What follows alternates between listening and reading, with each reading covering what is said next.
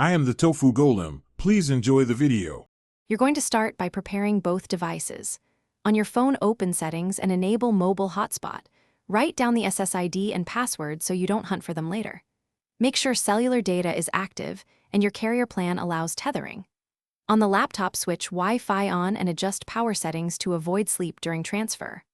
Once done, keep the phone near the laptop for a strong signal and move to the next step to locate and connect to that SSID. Now you'll find and join the network. On the laptop, click the Wi-Fi icon and scan the list for the SSID you noted. Match the name and confirm it's your phone.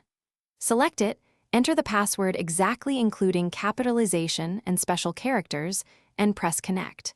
When prompted, choose Private for trusted devices or Public if on an unfamiliar network. Once connected, open a browser and load a simple page or run a quick ping. Finish by optimizing and knowing one troubleshooting tip. Reduce distance between phone and laptop and close background apps that consume mobile data so speed improves.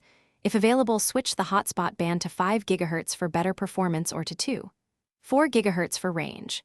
If wireless is unstable, try USB tethering for a direct, reliable link. If things still fail, restart both devices and then reset network settings on the phone. That single reset often clears stubborn configuration or DNS problems and restores connectivity.